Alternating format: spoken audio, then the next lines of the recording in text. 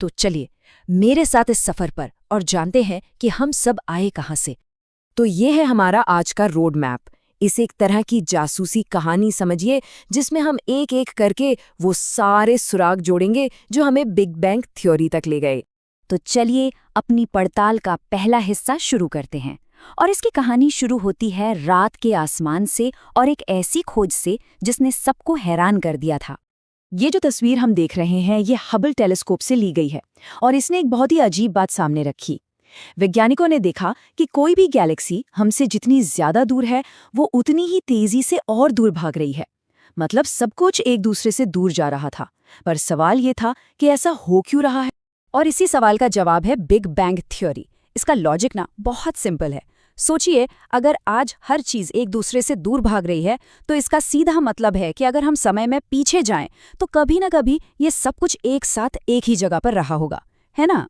तो चलिए अब थोड़ा टाइम ट्रैवल करते हैं, चलते हैं 1920s में और उन साइंटिस्ट से मिलते हैं जिन्होंने इस कमाल के आइडिया की नींव रखी थी।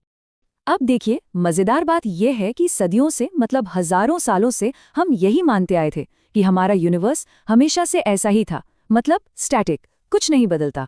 लेकिन फिर आए एडविन हबल और उनकी खोजों ने इस पुरानी सोच को जड़ से हिलाकर रख दिया।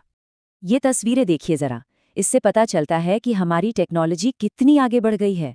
हबल वो पहले इंसान थे जिन्होंने ये साबित किया कि हमारी मिल्की वे के अलावा भी दूसरी गैलेक्सीज हैं, बहुत सारी, और वो सब हमसे दूर जा रही हैं। और यही कहानी में एंट्री होती है जॉर्जेस लेमेत्र की। वो बेल्जियम के एक प्रीस्ट भी थे और एक फिजिसिस्ट भी। 1927 में उन्होंने एक सिंपल सा तर्क दिया। अगर यूनिवर्स फैल रहा है तो इसका मतलब है कि इसकी शुरुआत एक ही प्राइमेवल एटम यानी एक आदिकालीन परमाणु से हुई होगी। यही वो आतिशबाजी थी जिसकी वो बात कर रहे थे। तो ठीक है, थ्योरी तो आ गई, पर इस थ्योरी के हिसाब से यूनिवर्स की शुरुआत के उन पहले लम्हों में हुआ क्या था?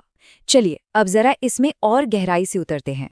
इस फैलाव के शुरू होने से ठीक पहले कोई सोच भी नहीं सकता हमारा पूरा का पूरा यूनिवर्स एक बहुत ही छोटे, बेहद गर्म और डेंस पॉइंट में कैद था। बस एक बिंदु, जिसे साइंटिस्ट कहते हैं सिंगुलैरिटी। ये स्लाइड एक तरह से पूरे 13-17.5 अरब साल की कहानी एक बार में बता देती है। देखिए, बाईं तरफ वो है बिग बैंग का शुरुआती पल। उसके बाद आया डार्क एज, फिर धीरे धीरे पहले तारे बने, और फिर दाईं तरफ देखिए, ये है हमारा आज का यूनिवर्स जो अरबों खरबों गैलेक्सीज से भरा पड़ा। तो हुआ ये कि पहले सेकंड के भी एक छोटे से हिस्से में यूनिवर्स इन्फ्लेशन नाम की एक प्रोसेस से लाइट की स्पीड से भी तेजी से फैला, एकदम जूम। उसके बाद बना फंडामेंटल पार्टिकल्स का एक खौलता हुआ सूप, और फिर करीब 3,80,000 साल बाद जब एटम्स बने तब जाकर यूनिवर्स ट्रांसपेरेंट हुआ और लाइट पहली बार ट्रैवल कर पाई। और यही वो मैजिकल मोमेंट था जब वो बेसिक चीजें बनी जिनसे आगे चलकर तारे, प्लैनेट्स और हम सब बने। अब देखिए, कोई भी आइडिया सिर्फ आइडिया रहता है जब तक कि उसका पक्का सबूत ना मिल जाए। तो बिग बैंग को एक थ्योरी से एक फैक्ट बनाने के लिए एक स्मोकिंग गन की जरूरत थी। वो क्या था? कॉस्मोलॉजिस्ट्स ने यही सवाल पूछा कि भाई अगर शुरुआत इतनी जबरदस्त थी, इतनी गर्म थी, तो क्या उसकी थोड़ी बहुत गर्मी आज भी बची होनी चाहिए? कहीं ना कहीं उस धमाके की कोई गूंज। और बिग बैंग मॉडल ने प्रिडिक्ट किया, हाँ बिल्कुल होनी चाहिए। और फिर कहानी में एक मजेदार मोड़ आता है। 1964 में दो साइंटिस्ट थे, आर्नो पेंजियास और रॉबर्ट विल्सन। उन्होंने गलती से इसे खोज निकाला। वो एक रेडियो एंटीना पर काम कर रहे थे और उन्हें हर तरफ से एक अजीब सी धीमी सी आवाज, एक शोर सुनाई दे रहा था। उन्हें लगा कि शायद एंटीना पर बैठे कबूतरों की वजह से है। उन्होंने कबूतरों को भी हटा दिया, पर वो आवाज बंद ही नहीं हुई। वो रहस्यमयी शोर असल में बिग बैंग की बची खुची गर्मी थी, जिसे आज हम जानते हैं कॉस्मिक माइक्रोवेव बैकग्राउंड यानी CMB के नाम से। ये हमारे यूनिवर्स की पहली रोशनी है जो उस बड़े धमाके के लगभग 3,80,000 साल बाद पैदा हुई थी। और ये उसी पहली रोशनी की तस्वीर है। ये CMB का मैप है। इसमें जो हमें ये अलग अलग रंग के धब्बे दिख रहे हैं ना, ये असल में टेम्परेचर के बहुत मामूली से फर्क हैं। और यही वो बीज थे जिनसे अरबों साल बाद जाकर हमारी गैलेक्सीज बनी। कमाल है ना।